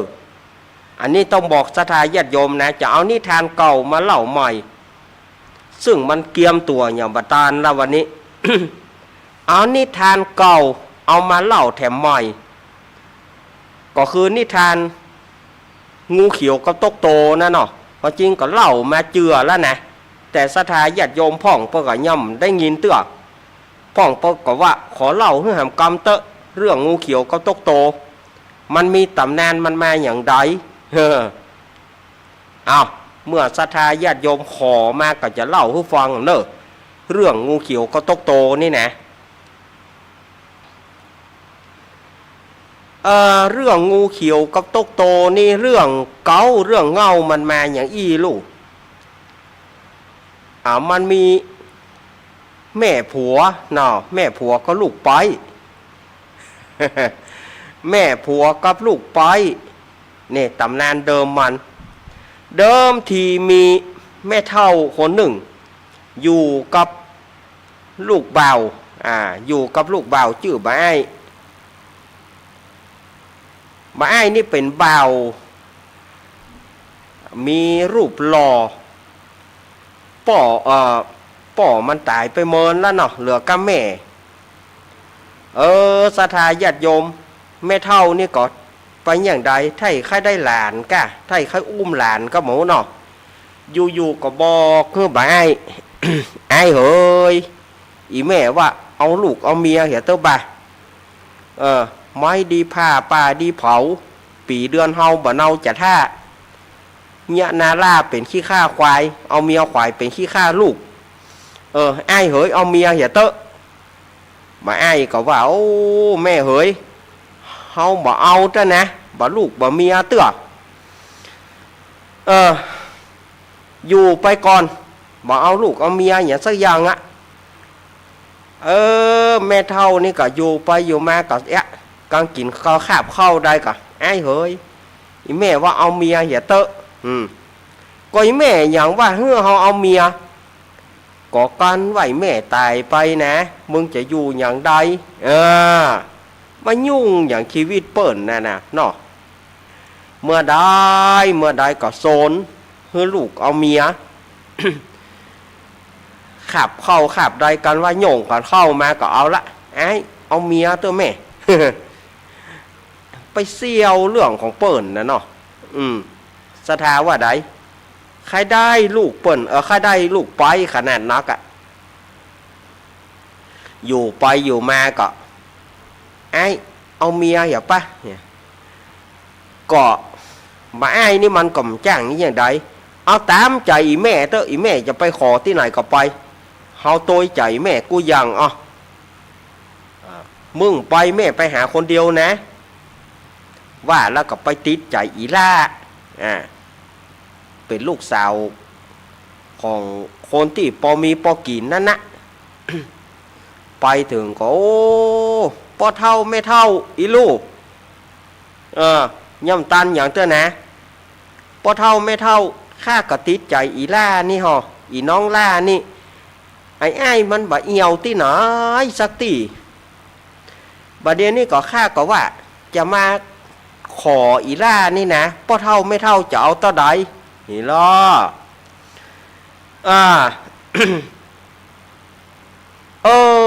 ไม่เท่าเฮยเฮาก็บ่ใช่ว่าไผที่ไหนก็บ้านหนึ่งจองเดียวกันก็หานกันอยู่เนาะก็ขอกล้าเข้าม่ามน้ำนมเนี่ยเนาะเอาอู้กับซื่อๆนะขอกล้าเข้าม่ามน้ำนมก็ขอสัก50,000ไม่เท่าจะมีปัญหาก็ตั้งกล้าแปลงไว้50,000นี่เนาะ50,000มันยังน้อยเหลือทนจะแต่งลูกสาวทั้งคน500,000ไปเป็นยังไงเราพูดโทแม่ใจปั้มแต่ใจปั้มว่าเนาะ500,000ฮื้อไปเลยขออีล่าเอาได้อีล่ามาก็เอามาอยู่กับหอกับเฮือนมาเป็นเมียบ่ายจัดการแต่งงานฮื้อหมูเป็นตัวควายเป็นตัวปุ้น เอามาเลี้ยงมาดูปูเสือกันที่แรกก็บ่มีปัญหาหยังอีล่านี่นะแรกก็บ่มีปัญหาหยังกันก็อีแม่ขยักหยังก็บอกเจ้าเนอะบอกน้องได้เนอะเมียบ่อ้ายอู้กันอย่าอันอย่าอี้กะเมินเข้าก่อนเริ่มออกลายเลยแหละอู้แขวะกันแหละเริ่มจะบ่ถูกกันละการบ่อ้ายไปเนี่ยการอีล่าก็สุมาเนอะทำซกกระปกเลอะเทอะกลางบ้านกลางจองปีกหมาปีไอ้แม่ปีไอ้นี่นะตึงบอกเข้าท่าเนอะซกกระปกเลอะเทอะกลางหอกลางเฮือนขี้เหนียวกลางหอกลางเฮือนแต่งห้อยอีล่าล่าเฮ้ยจะไปเนี่ยอย่างอันแม่ไอ้มาก็เท่าก็ตามสไตล์ของเปิ่นนะเปิ่นเท่าแล้วลูกล้างหือไอ้หยังหือไม่เท่าแม่มันก็บยอกเมียมึงนั่นนะเป็นคนเนี่ยแล้วมาโตดแม่มึงแน่แม่เฮ้ยดักเขียจะไปเถียงกันบอกว่าบ่อ้ายไปเนี่ยการก็เอาละหาเรื่องกันละลูกไปกับแม่ผัวนี่นะหาเรื่องกันเตื้อเจ้าเข้าไปส่งเมียบ่อ้ายมึงจะบอกเข้าไปส่งเฮ้อบ่อ้ายก็เฮาเนี่ยการเนี่ยอีแม่อยู่ตายใน อีแม่อยู่ตายในอยู่บ่ดอกบ่ได้เนี่ยหมอไปส่งก็กูก็ไม่ใช่อยู่อย่างเดียวเนี่ยกินหม้อข้าวต่อไฟมันเป็นเรื่องของมึงลูกผ้าเฮาก็ดีซักเนี่ยเถียงกันเตื้อมาอ้ายไปปดโถปอล่าปอควายก็ไม่ได้กินข้าวปีกมาเมียมึงนะมันบอกเข้าไปส่งอีวอกนี่ขี้ค้านตายกูกินแหนงได้เอาแม่เนี่ยมันบอกลดลาวาซอกกันหรอกกูกินแหนงได้เอาแม่เสียถึง500,000ก็อีวอกนี่ไผ่จอมเพื่อเอาสุมาเนอะไผ่จอมเพื่อเอา5แม่เนี่ยมันบอกมีเจ้ามีนายใส่กันแล้วหรอไผ่จอมเพื่อเอา5แม่ปอเมียเหยอันนึงก็เมียนึงก็แม่ปอเนอะกอดก้อยเคลียกัน เวลาว่าบ่อ้ายได้อย่างมากับอันน่ะพิษเถียงกันก็ปานกันกินก็อันน่ะฟื้อฝ่าใส่กันโคดงอนเข้าใส่กันกันเนาะมีอยู่วันหนึ่งบ่อ้ายไปไถนา บ่อ้ายก็ไปไถนาปอล่าปอขวายลูกไปแม่ผัวก็ใจลูกไปเมียบ่อ้ายมึงอย่าหมอเข้าไปส่งตาบอดก้าลูกไปมันก็สวกนะตาบอดก้าการแฮมีเนี่ยมหันว่าอยู่ตายอย่างบนหอบนเฮือนอย่าหมอเข้าไปส่งพี่ไอ้มันได้กินข้าว เป็นแม่มันน่ะยังมาเข้าไปส่งก็กูเท่าเลี้ยวเถียงกันเหรอเถียงกันกำนันโทษจะถึงขั้นจะลงไม้ลงมือกับโลกบ่าไอ้ปีกมาไอ้ยังเนี่ยอีแม่เมียมึงนะมันแจ่ร่อนแจ่ไตมันบอกเข้าไปส่งให้มึงโอ้ฮะก็อยากกินข้าวอยากแต่อยากว่าไผ่กับป้อมเอาเข้าไปส่งก็อีแม่น่ะมันแจ่ตายฮะน่ะมันบอกหูจักเอาเข้าไปส่งลูกมึงนั่นน่ะก็แห่เงี้ยกันเนี่ยเข้าเถียงกันปออยากกินข้าวปอมีอย่างก็คันเข้าบ่มีอย่างสักอย่างเพราะว่าต่างคนก็ต่างมาเกี่ยงก็แทนที่จะหันอันหนึ่งก็น่าจะหันแกลูกอันหนึ่งก็น่าจะหันแกผัวเนาะเซาะของกินฮึนั่นมาเถียงกันเท่าไม่ยังบาตายเหี้ยตาบอดตาลมมันตึกบักกึดหาหยังมึงนั่นน่ะอีน่ะบ่ไอ้ก็ปอนะแม่เหยเมียเหยขอหาได้กินข้าวก่อนเตอ หาอยากกินข้าวมีอย่างสักอย่างก็เถียงกันเอาข้าวเกาะบ่ไอ้นี่ก็จบว่าเป็นลมว่ะสถานญาติโยมบ่ไอ้เป็นลมตายมันไปปีอ่ะเนาะมันได้กี่ข้าวอ่ะเนาะเมื่อบ่ไอ้เป็นลมตายแล้วสองคนนี่ก็แต่งให้แล้วก็จีหน้ากันนะหันก็เป็นพ่อมึงนั่นนะถ้ามีมึงลูกกูตึงบัดตายไปตามึงนะอีเท่าน่ะถ้ามีมึงผัวฮะตึงบัดตายเน่กระแตนที่จะช่วยกันกึดว่าเนี่ยอย่างใดที่จะทรงสการต้านข้าบเนี่ยอย่างใดจะแก้ไขอย่างใดจะทรงสการต้านข้าบผัวจะทรงสการต้านข้าบลูกบักกึดแล้วโลก จีหน้ากันเอากันเอกอักพ่อมึงนั่นน่ะอีบอกเท่าอีปอนตายเนาะมึงนะอีปอนตายเอาสถานญาติโยม ความรุนแรงจากแม่จากอย่างเป็นมึงเป็นกูอีก็ตีกันกะอีเห็นล่ะทีนี้เจ้าบ้านที่เปิ่นมางานศพเปิ่นได้ยินเสียงห้อยเสียงหุยเปิ่นมาบ้านศพก็เคืองขังเนื่องนั่งกันอยู่กลางกองฮะกะ จะเข้าก็ กลัวโดนลูกหลงลูกบอกเข้าอะพอเหตุการณ์กันไปอีก็ตีกันกะอีเห็นหรอแม่ผัวมันแต่งสวกนะแม่ผัวมันแต่งสวกมันก็หวังว่าลูกไปมันนมแหนมเลยกันเนาะ แต่งลูกไปแม่ผัวต่อยซ้ายอ่ะ แม่ผัวเย็บซ้ายลูกไปเย็บขวาเข้ามานั่นไงลูกแม่ผัวต่อยซ้ายลูกไปต่อยขวาท่อเป็นมวยละสถานญาติโยมเป็นมวยอย่างดุเดือดเลือดผ่านละกับนี้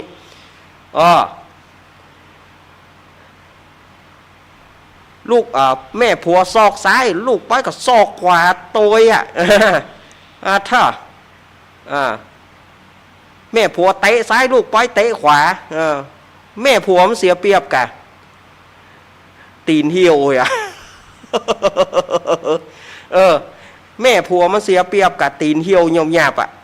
เหลือกาละเปาบ่ได้หนึ่งกันน่ะเตะบนมาอีกไปมีลูกไปมันกำลังเต็มเนาะลูกไปมันเตะขวาส่วนกับไปแม่ผัวตีเข้าซ้ายลูกไปตีเข้าขวาเอาล่ะมาทุกลูกทุกแบบแม่ผัวตืดผมลูกไปมันก็ตืดผมลูกไปแม่ผัวมันมัดซ้ายลูกไปมันก็มัดขวาตัวเอาล่ะแม่ผัวมันเสียเปรียบกู้ระเบียบนิ้วเพราะอย่างมัดก็เหี่ยวตีนก็เหี่ยว มาแหละแม่ผัวญาติหน้าลูกไปก็ญาติหน้าตอบแม่ผัวตืดผมลูกไปก็ตืดผมแม่ผัวตบหน้าลูกไปก็ตบหน้าเอาล่ะทั้งมีดทั้งมุยละกุยละเล็บสู้กันดูเดือดเลือดผ่านแม่ผัวคบลูกไปมันก็คบ แม่ผัวนี่เสียเปรียบกะมีกระเหงือก เอาข้าวย้ำเปิ่น สดายอยากอยู่แม่ผัวมันเสียเปรียบนะแต่งครบเปิ่นหรอมีกระเหงือกครบแล้วป่านป้อนยิ้ม เอาเหงือกข้าวย้ำยิ้มลูกไปมันเคี้ยวเต็มปากลูกไปมาก็ครบตอบอ่ะเอาแบบทุกกระบวนท่าล่ะกับนี่เอาแล้วหมู่ที่มางานศพก็คืนคางเดิงนางกันเอาแล้วบอกเฮ้ยยุงแล้วบอกเฮ้ยพ่อเขาอย่างใดหรอลูกไปทีบแม่ผัวทีบลูกไปมันก็ทีบอะแม่ผัวเตะลูกไปมันก็เตะอันลูกไปมันนี่มันมีปัญหาพลังเต็มคาราเบลอันแม่ผัวมันนี่แกเข่าก็เหี่ยวศอกก็เหี่ยว ตีนก็เหี่ยว เหลือกระเหงือกครบเปิ่น สถาญาติโยมแม่เฮ้ยทีนี้ก็เอาเข้ารุนแรงกันแหละทอดมีดคนเทียนลูกแม่ผัวทอดมีดลูกไปมันก็ทอดแม่ผัวแตงลูกไปมันก็สวนเข้ามีดคนเทียนเอาเลี้ยวกำนั่นโอ้โทเลือดไผ่เป็นเลือดไผ่ไส้ไผ่เป็นไส้ไผ่บ่หัวเนอะหวานเบอโอ้หายใจสู้ซา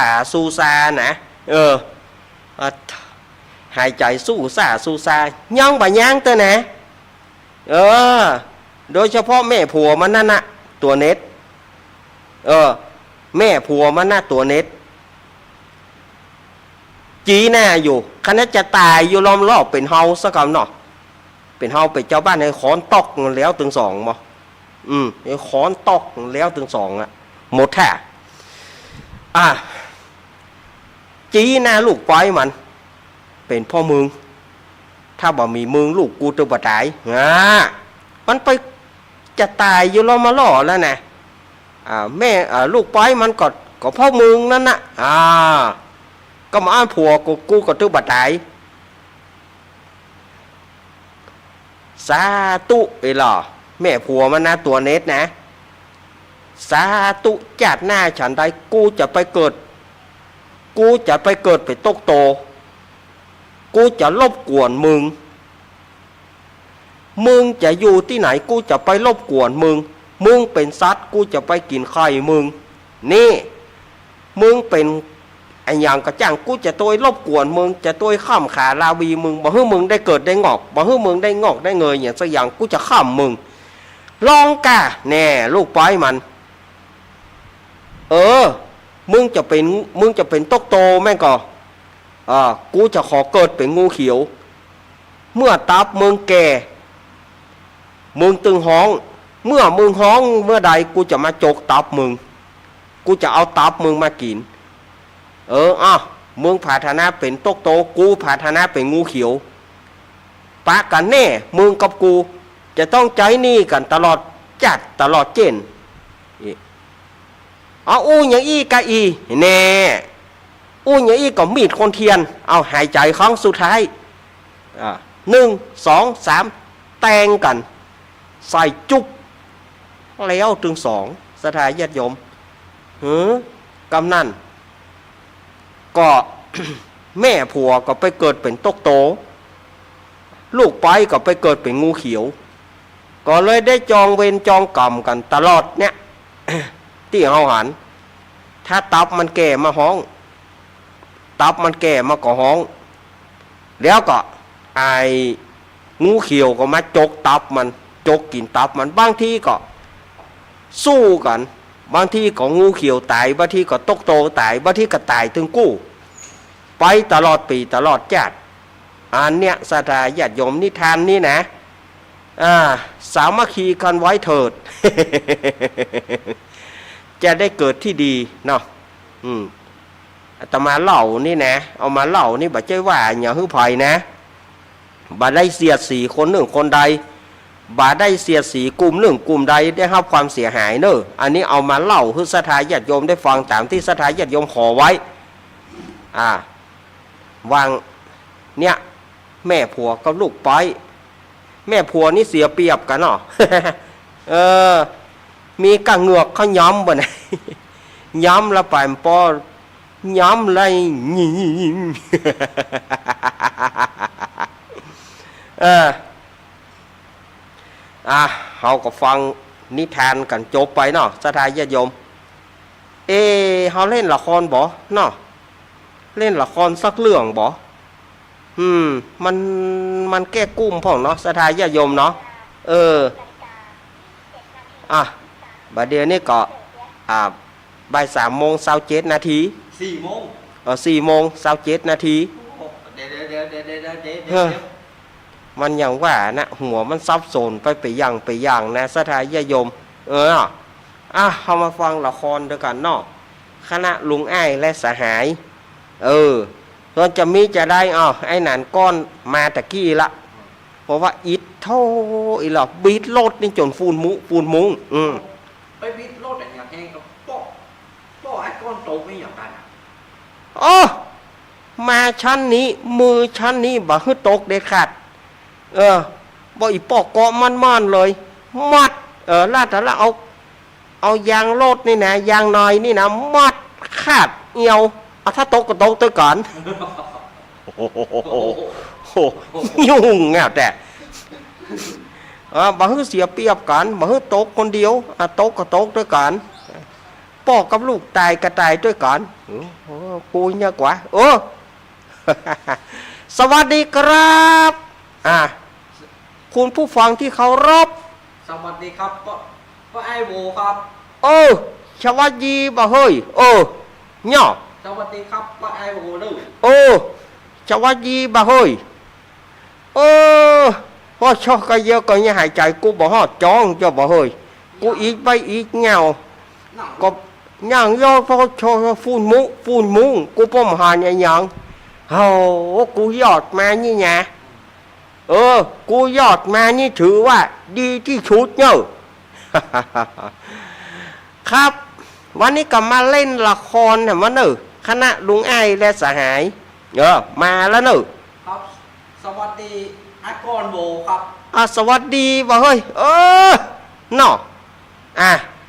วันนี้จะเอาละครในเรื่องลูกจ้างอย่างเฮาเป็นจะได้เนาะเรื่องลูกจ้างอย่างเฮามันมีที่มาที่ไปอย่างใดคนเฮานี่มันวาสนามันบ่เหมือนกันบางพ่องก็ตุ้ยพ่องก็ผอมพ่องก็สูงพ่องก็ต่ำพ่องก็ดำพ่องก็ขาวสะพ่องก็มีเงินล้นฟ้าสะพ่องก็ตุกติดดินติดทรายอีป้อเหยอีแม่เหยโดยเฉพาะอย่างยิ่งลูกจ้างตั้งหลายโดนเจ้านายข้ามหัวเจ้านายนี่มาตึงบ่เอ็นดูลูกถือว่าเฮาใจอย่างใดก็เงินมีที่เปิ้นอีป้อเหยแม่เหย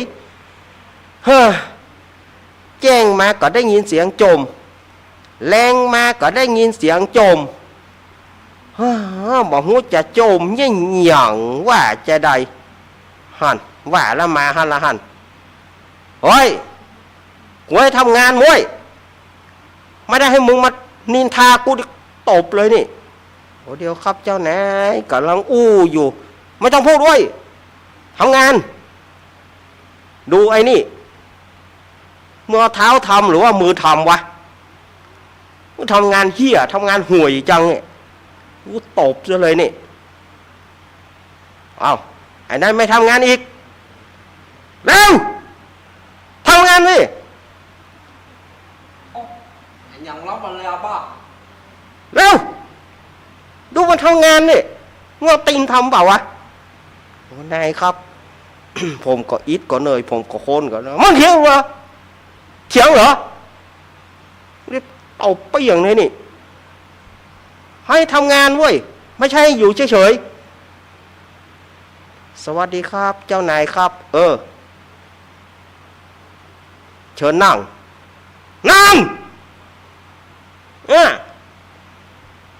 เมื่อทำงานกับกูได้มาเนี่ยได้ผมก็จะอดทนครับดีงั้นไปทำงานเลย ไปแบกหามนนไปทำงาน แบกปูน แบกข้าวสาร ไปดิจ้องหน้าไงพัวซะเลยนี่ไปเจอเจ้านายอย่างอี้เธอบอกเฮ้ยหากหัวเขาขว้างหานกลางกองเอาอันนี้อู้งานอีกเร็วเลยเร็วไปทำงานทำเหี้ยวะเดี๋ยวเจ้านายครับขอพักได้ก่อนครับไม่ได้ทำงานเว้ยเงินอยู่ที่กูไม่พอใจออกไปเลยออกไปไปให้ทำงานนะเว้ยทำงานห่วยๆอย่างเงี้ยมาทางไหนไปทางนั้นไม่เต็มใจทำไม่ต้องทำโอ้วันนี้ฝนตกนะเจ้านายฝนตกไม่เรื่องฝนงานก็ต้องเป็นงานไปเฮานี่เนาะเกิดมาเป็นลูกจ้างสาธุชั่ว7 ทีมดี7 โหนเศรษฐียังโจรคนโจรกับมีขอให้ได้เป็นเจ้านายอย่าเตือนเหมือนเนอะคนใดที่เคยข้ามแฮนี่นะฮะจะข้ามมันจนว่าจะใดบอกมันได้งอกได้เงยอย่ากำล้อจัดนี่ฮะตุกใบตุกบอดตุกเป็นลูกจ้างจัดหน้ากันเนอเนี่ยหัวอกลูกจ้างเกิดเป็นลูกจ้างเปิ้นบ่เอ้ย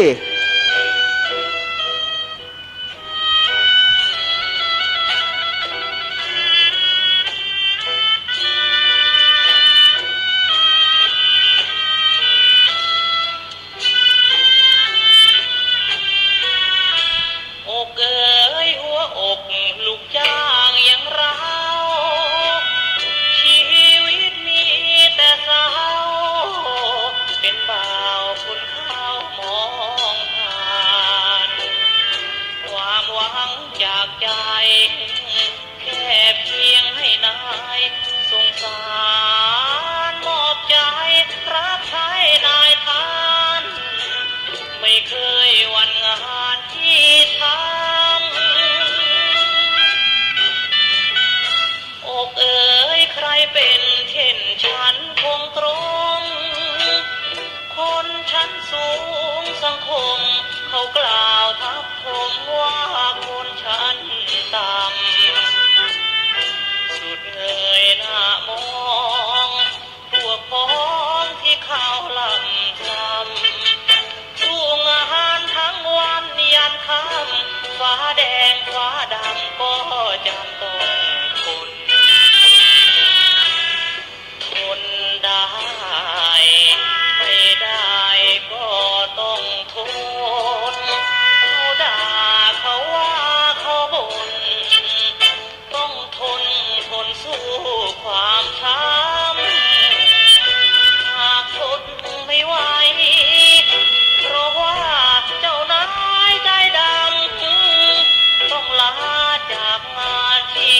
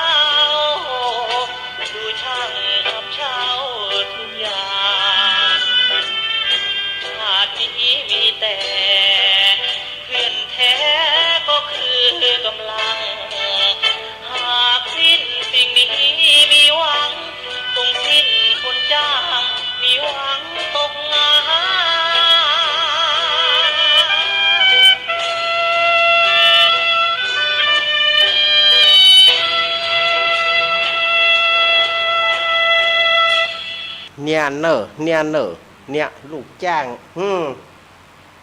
โคตรทุกเปิ้นก็บ่ได้เงินเปิ้นบ่จ้างก็ตกงานพ่อแม่พี่น้องเฮ้ยพอแล้วเนอะอู้ไปก็ไล่บอย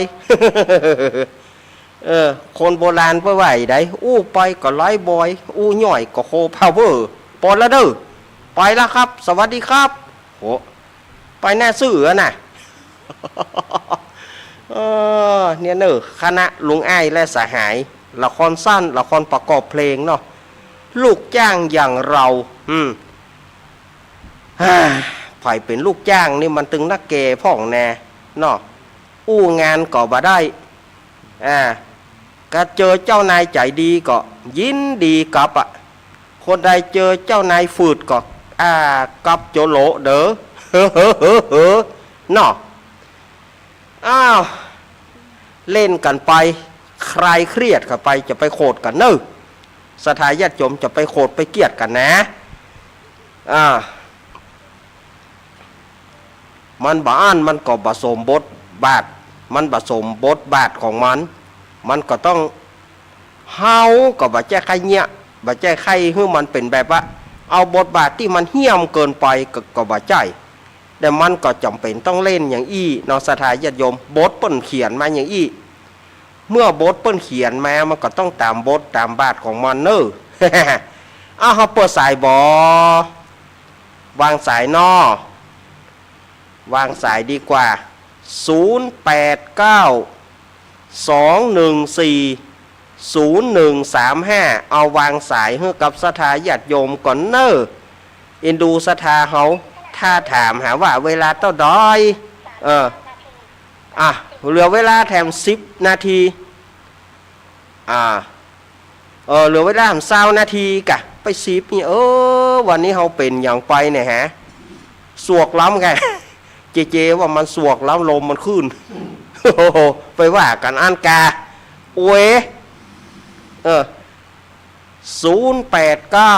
214 0135เอาโทรเข้ามาฝ่ายจะมาเอี่ยวปะตังเจริญวันที่11ฝ่ายจะมาทำบุญจะมาเมื่อวันก็ว่าจะมาเมื่อคืนถ้ามาเมื่อคืนก็มาสวดตัวเปิ้นวันนี้เป็นลองฟอยวันนี้เปิ้นจะลองฟอยอีกได้ยินเจว่านะเปิ้นจะลองฟอยคืนนี้เนาะโดโอ้ฮั่นเดี๋ยวกันเนอะเจริญปอนไม่ค่ะเจ้าเป็นใจแต่นอกลูกไปกับแม่ผัว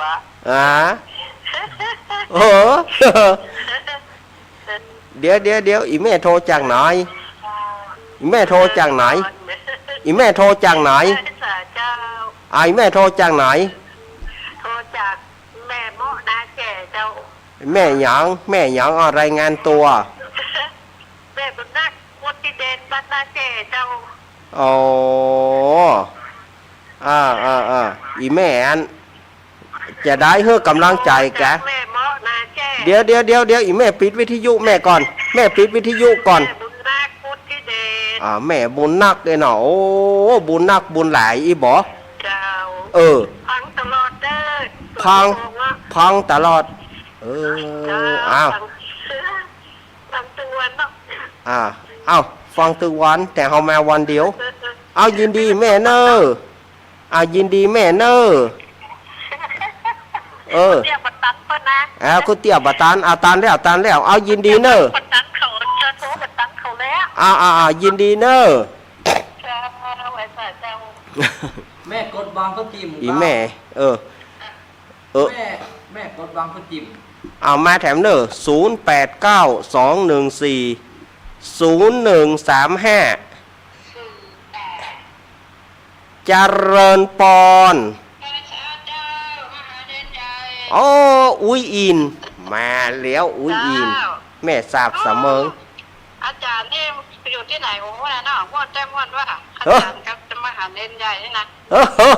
วัดเนาะนี่ก็หาน่ากะว่านะอาจารย์เสมอเห็นก็เอาไม่เลยฟัง บ้านทุ่งเรดิโอนะเจ้า บ้านทุ่งเรดิโอ จะฝากใจไปสวดที่พิโส108เนอะ ได้เลย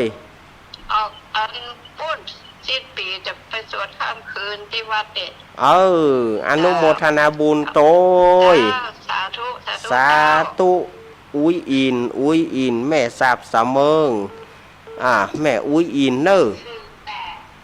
เจริญปอน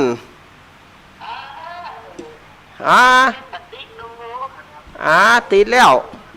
แม่โทรสมุนวังเงินเนอะ ที่ไหนก็ สมุนวังเงินแม่แก้วสมุนวังเงินอำเภอแม่ท่าจังหวัดลำปาง แม่ทะอันนี้ก็แม่เกี้ยวเนาะ เจ้าตะว้าเนาะตะว้าค่ะซื้อจ้ะ แต่ว่านะแกโทรผิดไปแม่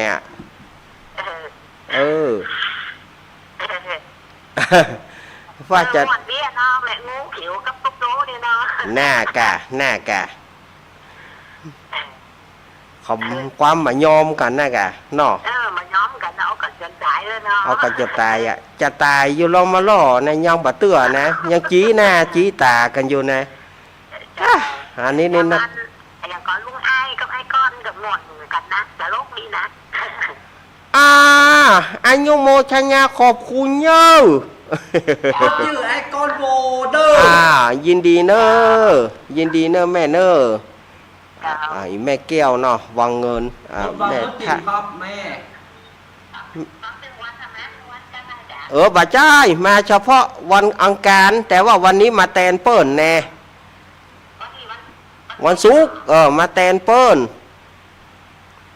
ยินดีแม่เนอะ มันมาแตนพระครูบรรโยครับ ขอบคุณมวยแตนนะเนาะ แม่กดวางก็จิมครับ ยินดีเนอะแม่เกี้ยวเนาะอันนี้ก็แม่ทะ จิมเจ้า แม่ เจ้ากดวางก็จิมเจ้า ศรัทธาญาติโยมเนอะโทรเข้ามาเจริญปอนแล้วอันนี้กะใส่เจียวใส่เจียว เพื่อนแม่ต้องแม่ละปูน่ะ บะหมี่ โอ้ยใจประการบ้านแม่ฝนตกขนาด หั่น ผู้สื่อสารเนี่ย หนาวแล้วจ้าเดี๋ยวเนี่ยหนาวก็ หนาว รอบหนาวก็ แนวก็บะหนาวมันหมกเย็นสบายจ้ะจ้า พอดีแน่เนาะ พอดี จ้าเราฟังอยู่นะเจ้า แม่สีทอน แล้วกำลังใจลูกแม่เป็นเจแน่ ขอบคุณเนอะ จ้าไว้สาเจ้า ขอบคุณแม่สีทอนมาแล้วเนอะโอ้โห แม่สีทอนกดวางก็จิมเจ้า แม่สีทอนมาแล้วเนอะดูเพิ่นได้เข้า หวานเสียงเปิ้นหวานแต้ๆละหวานเหมือนกาแฟเปิ้นนั่นน่ะเจริญปอนติดแล้ว รัชการเจ้าลูกเน้นแม่สีเจ้า แม่สีลำปาง สีลำปางเจ้า ครับว่าจะได้แม่ ลูกไปจะเล่นหัวรุ่นหลวงค่อนก้อมเนาะ น่ะ จึงไปดูกัน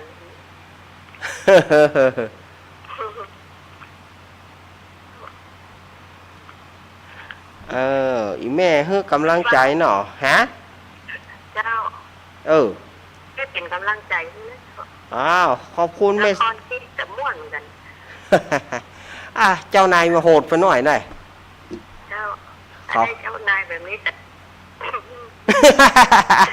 ที่โรงงานแม่ทำมันจะอย่างนี้นะ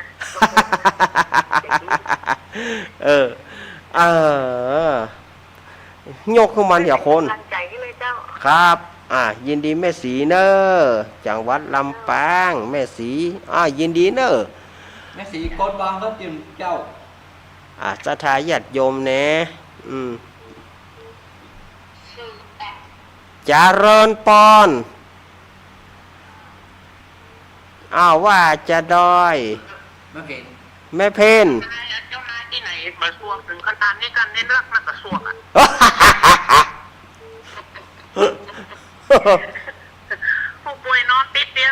หัวกักๆแหม่มเดียวเนี่ย อันไหน แม่ อายุยืนไม่แหมอ่ะ แม่ยางแม่ แม่กินตอนใช้วุฒิเจ้า แม่เกสรนี่กะ เจ้า ชัยวุฒิเนาะอยู่ที่ไหนก็แม่ อยู่หมู่บ้านการกนกเจ้า ในลำปางกะ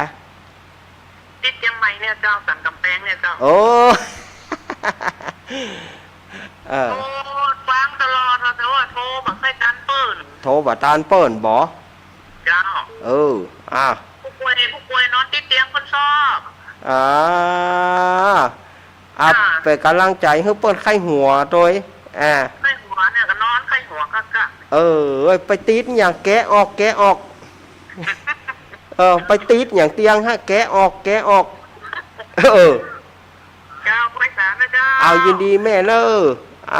ฝ่ายตีดเตียงบ่ฮื้อตีดแกะออก อีแม่กดวางเขาจิ้มเจ้า แกะออกเลยให้นอนอย่างไปตีดมันอย่าง แล้วเจ้ากับกดวางเขาจิ้มเจ้าสายอื่นได้เข้าเจ้า แกะออกเลยกะเนาะบ่ฮื้อฝ่ายตีดสักคนนะคนใดตีดแกะออก ไม่เห็นแต่ เจริญปอนแม่เพน ลูกไปล็อก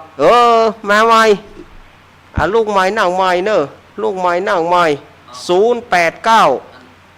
214 0135 ลูกลูกตัวเก่าลูกพ่อหมอ แม่เพนมาแล้วเนอะแม่เพนเอ้ย กักเจนเด้อเนี่ยเด้อ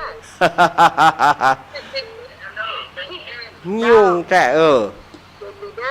ครับ จัดเลยเด้อ ขอบคุณให้หายโวยๆเนอะ ว่าจ่าจ้า ครับ เป็นบอดคัดจมูกน้ำมูกไหลเอาวิกว่าโปรับทาเห็นเนอะ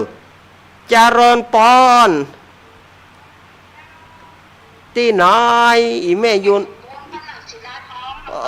แต่ว่าน้ำค้างเจ้า อันนี้แกอันนี้แม่สมบูรณ์เนาะ ว่าคนเห็นนายจ้างเป็นยังหมดเนาะ โหดเกินแก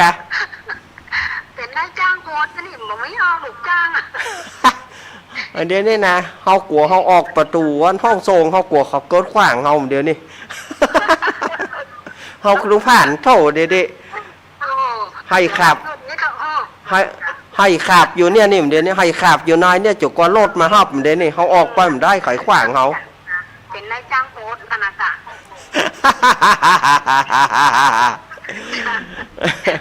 พักจังชัดเจนดีนะเจ้า ยินดีอีแม่เนอะ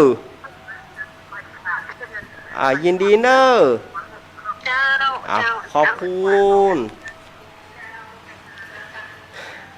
บอกแล้วอีแม่กดวางเขาจิ้มเจ้า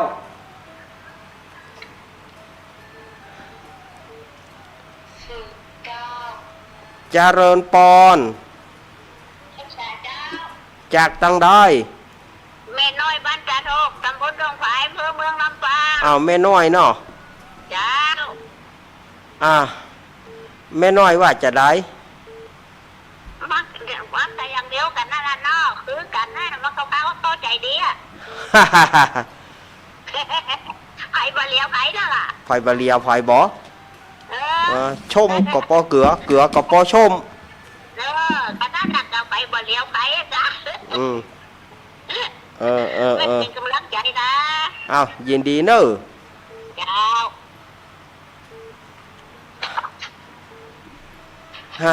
อีแม่กดวางเขาจิ้มเจ้า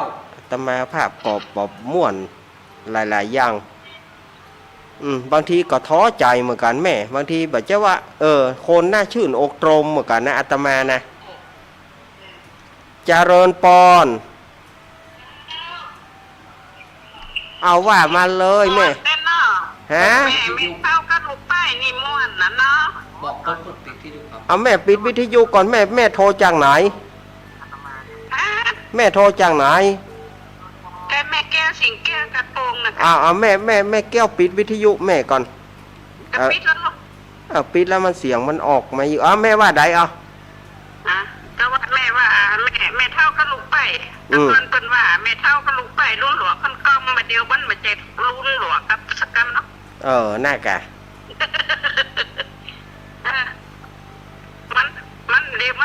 เป็นมวยเป็นค้อนเป็นมีดไปอย่างเนาะ หน้ากาเนาะความรุนแรงของครอบครัวเนาะแม่เนาะ เจ้า มันถึงยุ่งพ่องแน่แน่ แม่ไว้ไม้ก็ดีเหมือนกันเนาะ หน้ากา อ่า เ มันเข้าเอาหัวกันเดี๋ยวละ อ้าวยินดีแม่เนออนุโมทนา แม่เป็นกำลังใจเด้อ ยินดีแม่ ยินดีเนอ อีแม่คนบางเอิญจิ้มเจ้า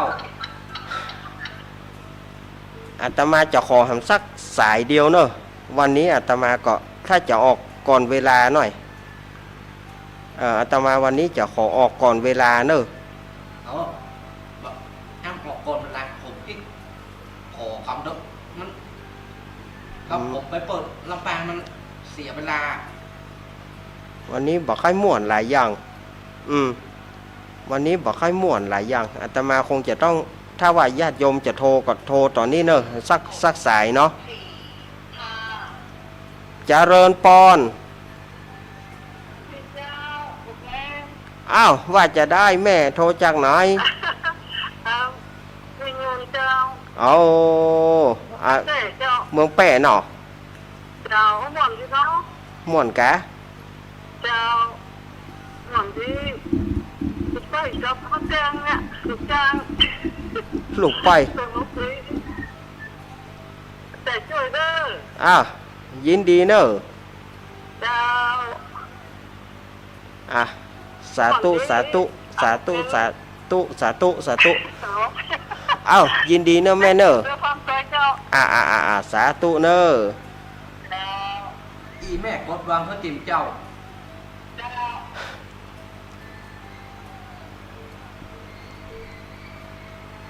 ศรัทธาญาติโยมสาธุชนคนดีเฮาอาตมาได้อู้อย่างไปก็สุมาอภัยเนอะมาเตื้อมาเกาะได้อู้ไปแบบบางทีมันเป็นบะแนวบ่มีน้ำนะแม่เนอะศรัทธาญาติโยมอาตมาจะปิดสายแล้วนะอาตมาขอปิดสายก่อนอนุโมทนากับกู้เสียงกู้สายเนอะวันนี้อาตมาพลาดพลั้งไปด้วยกายก็ดีปากก็ดีใจก็ดีบางทีอาตมาภาพก็มันบ่ได้ตั้งใจที่จะบางทีไปใจกำเล่นที่มันแหงไปกะศรัทธาญาติโยมจะไปถือไปตือเนอะอาตมาภาพก็จะต้องบางทีมันการอู้การจ่ามันก็มีสารพัดเนาะ